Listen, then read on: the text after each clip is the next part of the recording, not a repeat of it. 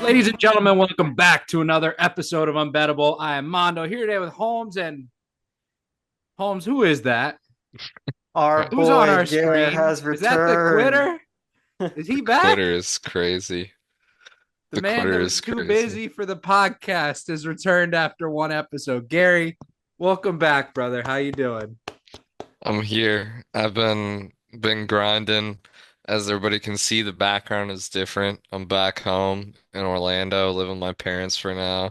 So that's fun. I've been working in the gym on my professional self. I've lost like 20 pounds, I think, since I recorded an episode for this show. Well done, Gary. So appreciate it. I have been busy, but then I saw the post go up and I was like, damn, I kind of miss it. And then I hit everybody up. I was like, let me slide. And then they were like, all right, bet. And here I am. So I'm excited. Yeah, we So missed the goofy little brother of the show. Holmes and I were banging out picks like crazy, but hey, we didn't have the special factor that is you, brother. So we missed you last time, but anyway, on today's episode, we got NBA trade deadline. We're gonna go through Super Bowl novelty props. Each of us are gonna give our top five Super Bowl moments of all time, and then after that, the moment everyone's been waiting for. We all give you our Super Bowl plays, rationale behind them, whatever you need to make these bets. And guess what? It'll all go on a graphic and it will be tweeted. We're on our game. It's a first for all of us, but we're on our game right now. Guys, in case you can't tell, I'm very happy. Very, very happy. Something happened last night. I know we said we wanted to record yesterday. Other stuff came up that I had to deal with, but last night something happened that blessed us all.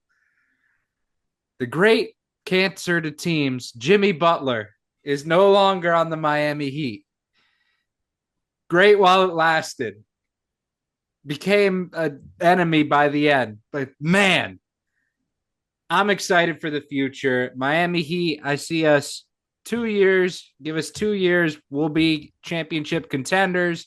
Wiggins is a beast. I like that pickup. We also traded for more defense. I think we have a real shot here, especially continuing to make moves. Pat's on his A game. He is not washed. I'm sorry if anyone thought that he was washed. He is not. We are back. Uh, guys, anything from the trade deadline? I know the Magic didn't really do anything, but you know what, Gary, we didn't hear about your Luca takes. So if you want to give some of those or Holmes, whatever, like whoever wants to go for it. I don't know. I think to call Jimmy a Butler a cancer, I mean, towards the end, yes, but like what he did with the Heat organization for while he was there, I think was pretty good, Mm-hmm. except for the end. He took him pretty deep. And he also won me some money betting wise. Like he was lights out. There were a few games there where he was dropping like 30, 40 points minimum. And I feel like he added some old head guidance to the team in a sense, because I feel like a lot of Heat players are relatively young. That's kind of the same way with the Magic, where basically our whole entire roster is like fresh meat. So I'm interested to see how Miami responds to like not having that old head kind of knowledge, but um, you know, I think it was really in their best interest to cut that out because that just wasn't good for anybody. You don't have really too much, I guess, more to add on the Butler trade. I think this is what both sides needed to do to satisfy themselves in this situation. Butler needed to get out of Miami, to get a fresh face there, and Andrew Wiggins, who maybe put him in a new place. He's able to thrive, up his game a little bit. And now you stick Butler with Steph Curry, I mean, that could be a pretty damn good duo. We're gonna have to see how it pans out. Obviously, the rest of this year, the Golden State is so far down the standings. I don't really see them making any type of a push to get back into the playoffs or compete for a championship or anything like that. But one little trade that did kind of stick out to me was the Los Angeles Lakers acquiring Mark Williams from the Charlotte Hornets. And I feel like this kind of flew under the radar a little bit. They Let me just start out by saying this. The Lakers gave up more to get this center from the Hornets than they gave up to get Luka Doncic, arguably one of the best basketball players in the world. So that is a little weird on the onset. They did give away Dalton Connect, who was their rising guard, their rising maybe like sixth man of the year for this team going forward. And they shipped him out immediately, along with Cam Reddish and an unprotected first round pick and a 2030 pick swap, all for this guy in Charlotte who I'm not gonna lie, he's actually a decent rim protector, pretty damn good defender, and is really what the Lakers are gonna need now that they've shipped out AD and lost a big piece of their defense there. But this was just very odd to me. He's not obviously Mark Williams, a very well-known player for the Hornets. I'm just interested to see how he's even gonna like gel with this team, how they think it's gonna work moving forward. I mean, look, short answer is he'll have a honeymoon period and then all hell will break loose. Truthfully, I'll give it about a month before him and Draymond are throwing hands in practice. Oh my I gosh. really think TMZ needs to have an exclusive at the Warriors practices from now on because I Agreed. that team is going to be a roller coaster for the next couple years, and I'm excited for Draymond. it. How does he Oh, still have a job, bro? That's like crazy. I know. I mean, it gets to the point where it's like a Udonis Haslam thing. Like you're the locker room guy. I don't really know how he qualifies as that, considering he's kicked half the league in the nuts. But The domestic abuser of yeah, the locker room. yeah, legally. Rising UFC champion Draymond. Could you imagine? That would be nuts.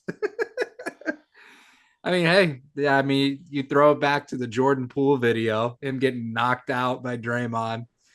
The guy's got a track record, and so does Jimmy. So it's like a collision course that everyone's waiting for at this point.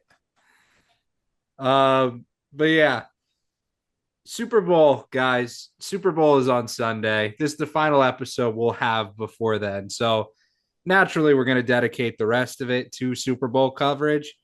What better way to start than the only time you have novelty props, right?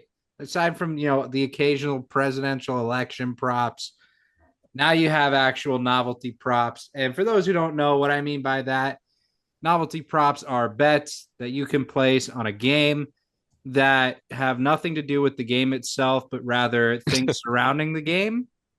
Some people don't know that. I had to explain it to a couple people who work in the sports space. So that's what that is, but it's like and we'll go through a couple. So the first one, boys, what will the coin toss be? The classic. listen, I already put it on. It's on Fliff right now. Heads minus 105. We're taking it. I go heads every year. Tails never fails. Get that shit out of here. It's heads. Gare? Well, that completely shattered exactly what I was about to say because I was literally gonna say tails never fails. And I'm taking tails. So Uh, yeah, there's all that. right. Split decision. I'm gonna go heads. All right. Length of the national anthem. The national anthem's usually around 120 seconds. So this is over under 120 and a half. I'm taking the over. I heard that this guy likes to sing really slow. So Who? I think it's John Baptiste is his Yes, it name. is. You're correct. Who is that? Honestly, I'm gonna probably go in and take the over with you there. I just saw that he's a New Orleans native. Maybe you might try to milk that out for the crowd a little bit. Who Probably. knows? But yeah, I like the older there. Over there. Okay. Oh, one second.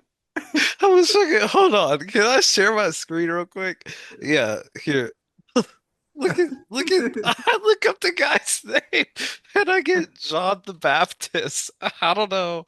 Yeah, I'm assuming that's not the guy that's singing the national anthem, but No, you No. definitely didn't hear us right. um Batiste, like with a T, Batiste. oh, Baptiste. Oh, I thought you said Baptiste. Oh, my See, bad. this is Gary. This is why we needed you back. Right? This is why we needed you back. I John the mean, Baptist. But everybody's saying over. I guess I'll go under because I was the only one that went tails, so I'll go under. yeah. Way to be the devil's advocate over there. No, John the Baptist was a preacher though. All right, this is a fun one every year. Which song will be performed first at the halftime show? Gary, let's start with you.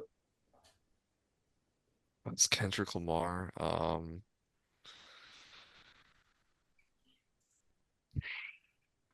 Dude, I mean, hear me out, Mad City.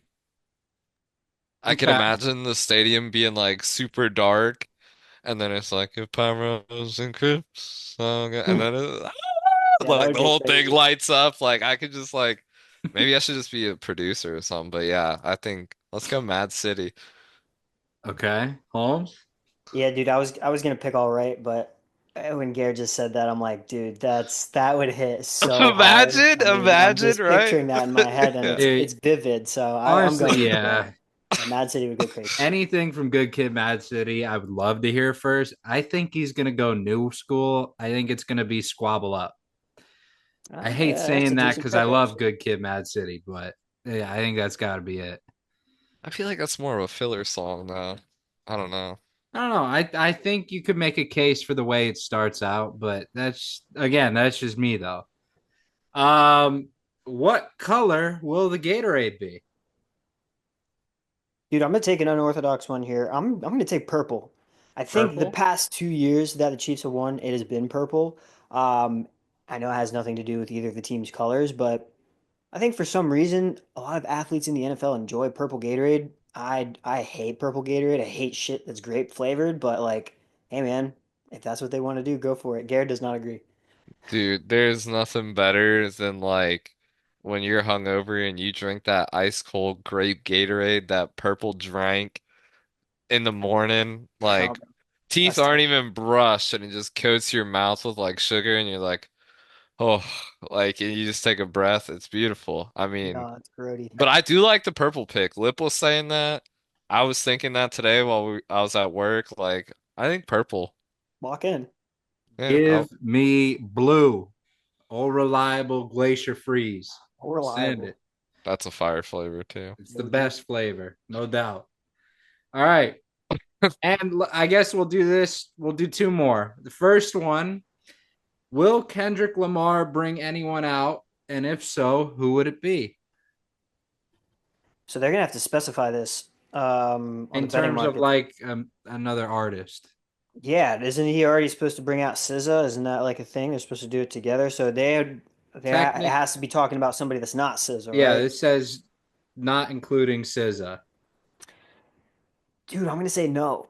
I think he is. I don't think it's like a selfish move or anything, but I think he's gonna want all that spotlight. Like he's riding so high right now. I think he knows that he's got it himself. He doesn't need anybody else except SZA. Here. I'm trying to think about people from New Orleans that are associated with Kendrick Lamar, and like the face that keeps popping in my head right now is Boosie. And I don't know why, but could you imagine Boosie coming out and performing "Wipe Me Down" at the fucking Super Bowl? How turnt that would be. So I'm gonna Oh just God, say, bro. let's just say Boosie. And like, why not? Why not? I mean, it's not gonna be Lil Wayne. That's not gonna happen. Why not Same. Boosie? Why not? Why not? But why not? Um, Lock yeah, it in. I was thinking about this. I don't really know. Uh, I I was thinking Suicide Boys because I mean they're straight out Seventh Ward, and that would make sense if you're not going to have Lil Wayne. You That got makes to a lot have of like the next biggest act to follow. That is Um, definitely not family friendly music, though. no, sense. it's not. It's not at all. But again, neither It would be was hard. half the rap music that they did at the 5 person halftime show. Like, what was it, 5 years ago now? Yeah, that's true. So Yeah, I like, remember that. as long as you blur it out, I think you're fine. All right, Yeah. last one. Who will win the Super Bowl? Damn, I was just avoiding this question for Everyone so has the long. same look. They know who it's gonna be, and they don't want to say it because they don't want them to win. For me, man, I told you on the other pod, like I don't want either team to win, but if it's who I think is going to win, it's just gonna be the Chiefs, bro. Like it's just like I don't have any explanation there. It is just it's in my gut, and there might be some fuckery, but I think this is what the entirety of the NFL marketing team wants. So I have a Yeah, good feeling it'll happen.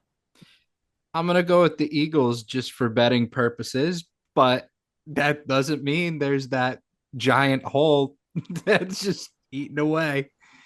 Fuck Yep. it. I don't know. There's just the Chiefs voodoo in the air that is killing me inside.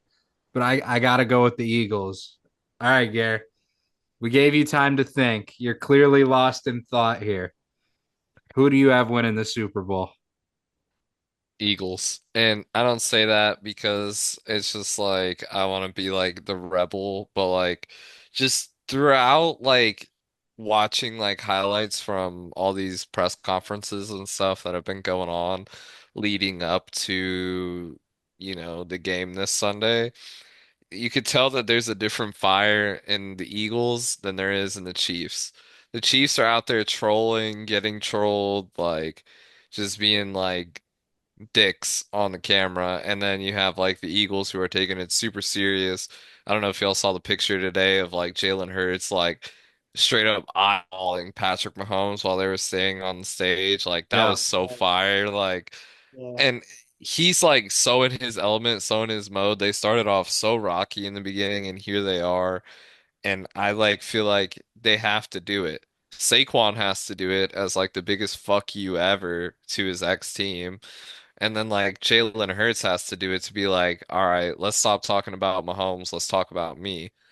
So I think the Eagles have more to prove here than a three-peat. Like they've been there, done that. So I want to see the Eagles do it, really.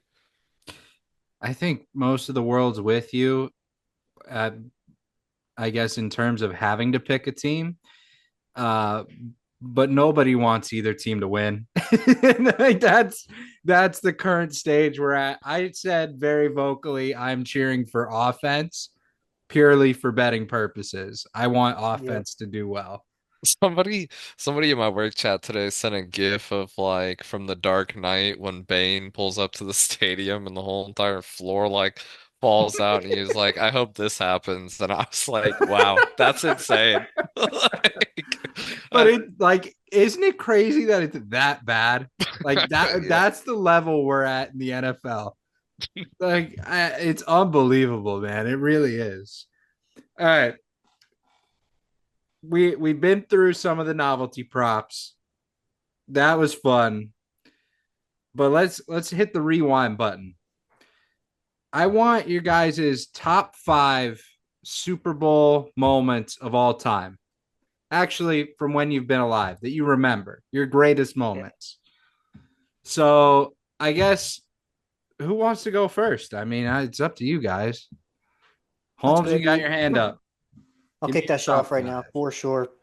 I was so excited putting this stuff together because yeah, I was just trying to remember like all of the times that I've been sitting down watching the Super Bowl being like, holy shit, or like, man, that was cool. Like all the times that I've been alive, obviously there's a lot of crazy shit that happened before we were even alive or like even able to watch Super Bowls, like the helmet catch, all the different stuff like that.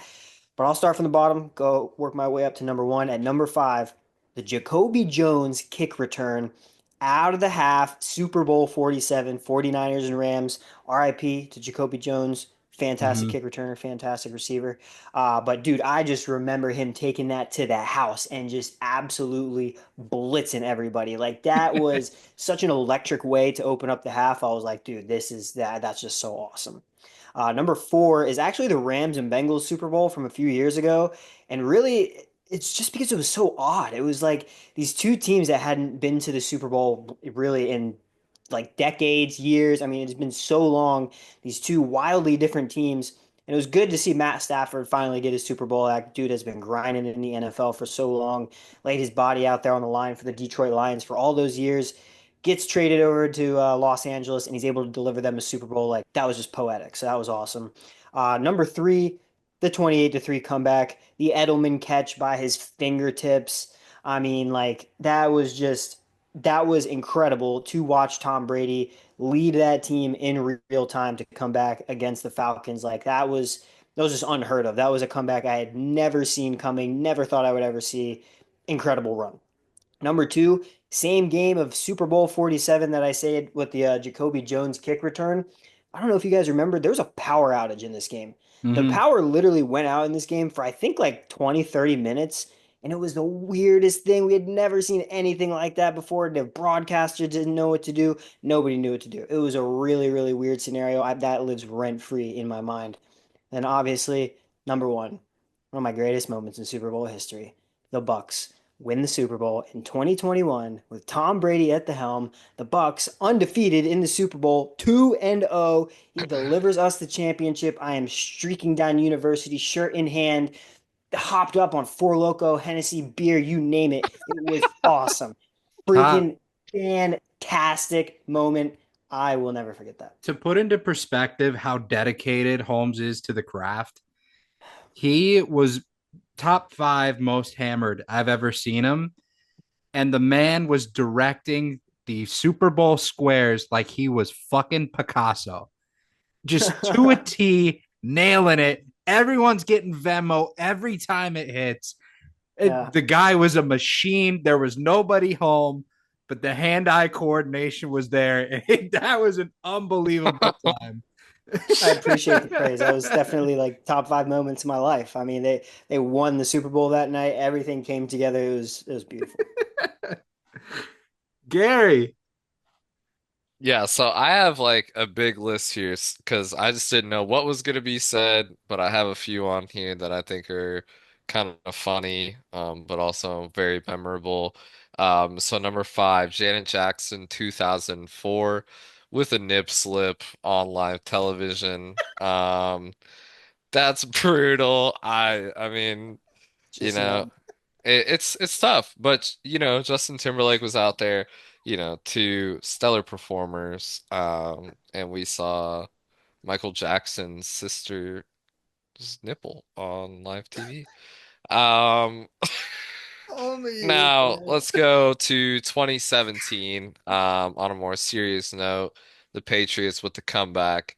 That was insane. 28-3. And then you bring it back and you win a Super Bowl, and that's the magic of Tom Brady. And that's why he'll always be better than Mahomes. And then, what number am I? Number three. Wow. I'm really taking it back to how I used to record these videos. Number three, I'm gonna go with the Bucks winning the Super Bowl. That should be my number, bro. I'm so washed. Number three, Bucks winning the Super Bowl was fire. I remember that. That was that was really hype. Also that same year, but I did write this one down because shout out Gronk got two tutties that game. Yeah. Like Gronk Spike, Steve Harvey type shit. Um, and then let's see. I did write this one down too, also related to Tom Brady. I swear I'm not a Tom Brady fan though. 2002, that was Tom Brady's first Super Bowl win, and if you think about it, kind of solidified his legacy as the GOAT. That was the beginning of it all. Jesus Christ. Make sure you cup the nuts at least. My God. But like, I don't know, it's just like you think of memorable. I mean, there's a few in here, but there's a lot of them that go like before I was born. So, I mean, For those of you who don't know, Gary said he was prepped for this category by 4 p.m. yesterday. we'll see. I had a lot of historic ones, and then he just threw the monkey wrench in there where I had to be alive for it. So then I had to do it on the fly. Okay, I'm going to save this. At number five, we have the James Harrison pick six. I was going big for the Steelers that game. My grandparents were Steelers fans. So we were watching it with them. They went absolutely crazy. One of the core memories growing up with just the hustle and then seeing the oxygen tank after, it was unbelievable. And number four, I had the 28-3 comeback. Not necessarily because it was a comeback. It was more so the environment we were in. Like we were all together, and that was like crazy. We were drinking, partying. It was unreal. So just getting to watch that with like a whole group of friends, it was nuts. And number three, we have the Tubi commercial where Oh, half of America lost That's their a good one. minds trying to find the remote. By far the funniest moment in Super Bowl history. It was absolutely iconic. that was great. I scrambled to try and find that remote. That's Number hilarious. two, probably like one of my first real Super Bowl memories. It was the helmet catch.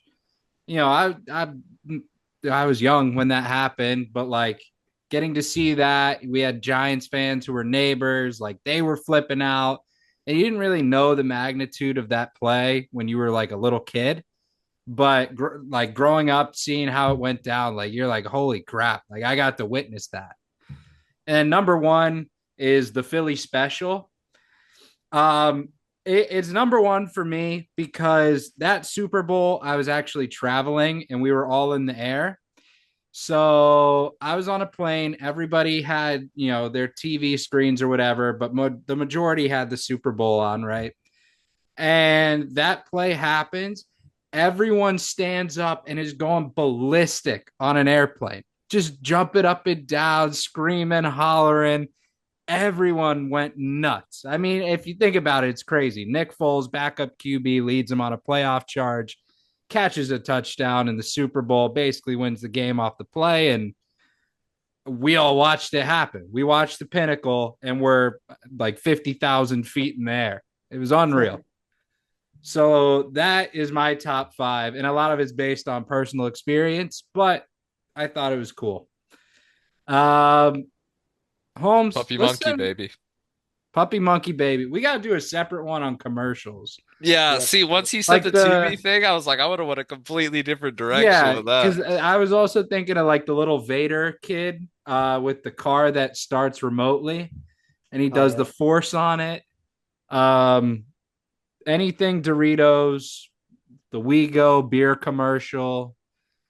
I was Um, at the swamp when the Tubi thing happened, and everybody like was standing up out of their oh, chair, like screaming at everyone. It was everyone hit the crazy. panic button, and I thought it was the funniest thing ever because for some reason, half of America recorded that moment.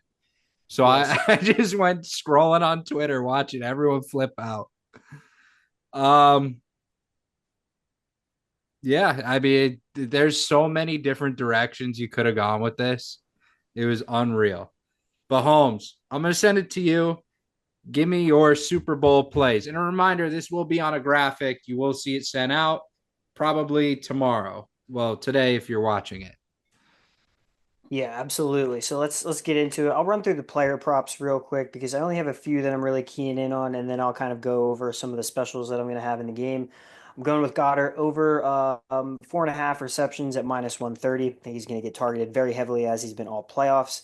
Jalen Hurts over 38.5 rush yards at -110. If the Eagles get up at any point in this game, they are going to look to salt the clock away. They're going to run the hell out of the ball. Samaje Perine over 7.5 receiving yards at -110.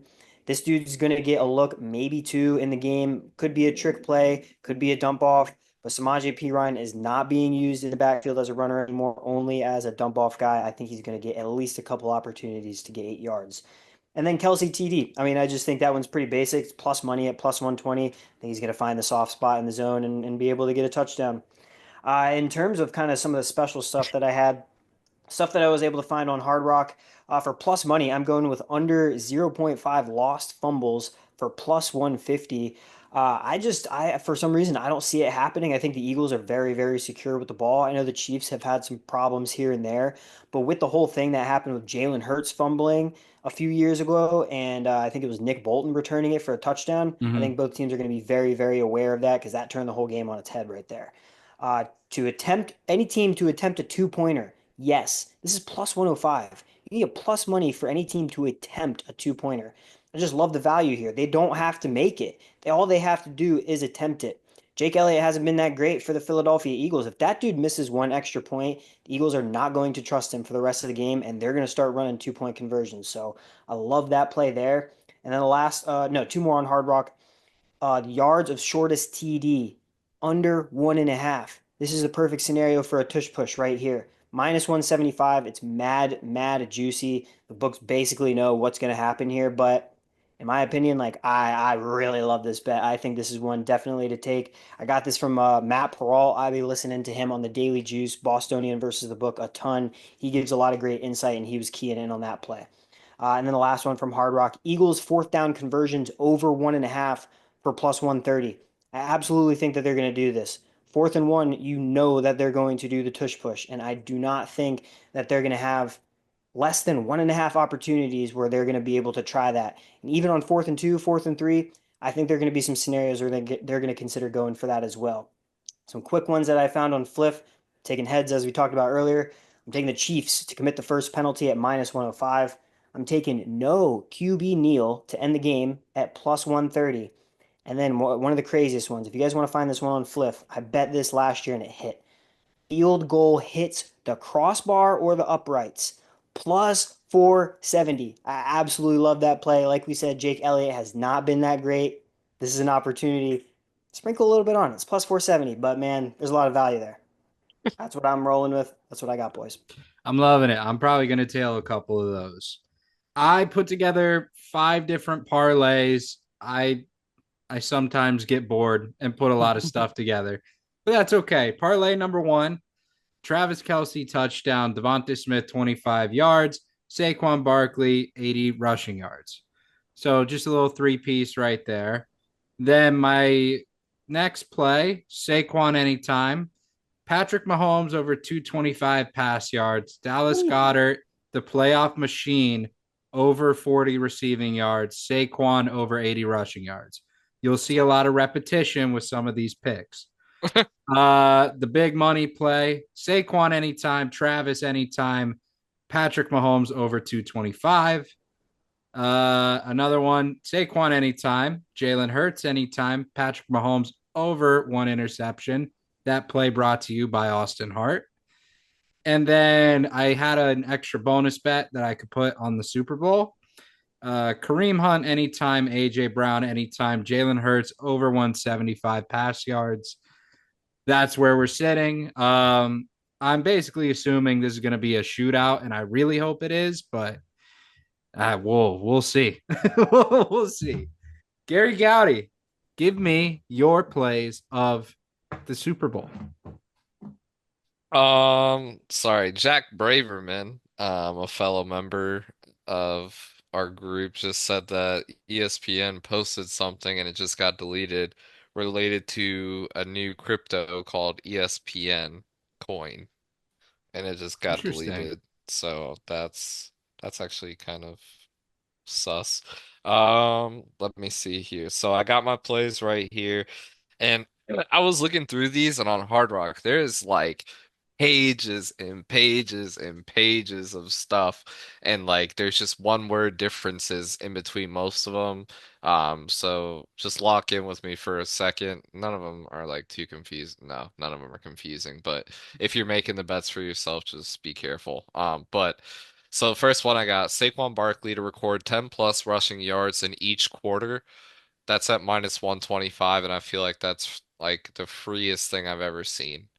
It's gonna happen. He's averaging like what is it, like 7 yards a carry right now? Like what? Okay, so we're gonna lock that one in. One plus touchdowns to be scored in each quarter is at plus 120. I feel like this is one that I like, and I think that this game is low key gonna be a barn burner, so I'm gonna lock it in. I like it. Um, next one.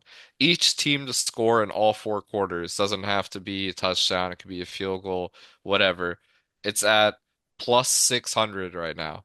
Um, Sprinkle a little bit on it. Why not? Uh, the last one I got, and I feel like this one was an auto lock for me. Any team to score 30 plus points, and I took yes. I I feel like logically it's gonna go over 30 points. If it doesn't, this is gonna be the most boring shit ever. Like, so I'm gonna take it. It's plus money. Why not? Make the game more exciting for yourself. So those are my plays. All Yeah, I thought that right. was a good play, There you honestly. have I it. like that. Super Bowl Sunday. We'll see you live Tuesday for the reaction. Ladies and gentlemen, if you Wait, enjoyed, before we sign off, we must uh-oh, tell the people. tell them. Number 6 Florida takes on number Tell them. 1 Auburn in college basketball on Saturday. You better lock the hell in before Super Bowl Sunday. UF is 19-3, Auburn is 21-1. Neither of these teams have lost a game outside of quadrant 1. Auburn is on a 14-game win streak and arguably has the best player in college basketball right now, and Johnny Broome, averaging a double-double right now this season. This guy is insane.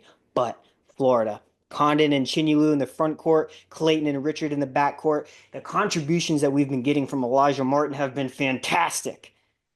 Lock the hell in and take the points for the Gators. I don't know what it is yet. The spread isn't released, but this is going to be a fire game. Make sure you tune in on this. We just got bumped to ESPN2, which is trash, but nevertheless, Gators basketball, very, very big opportunity to knock off another number 1 team this season, as we have already done earlier this season in Tennessee. I got one too. Sean Strickland by knockout this Saturday. Lock it in. You, lock it in, Garrett, UFC. We'll see you on the next episode. Peace.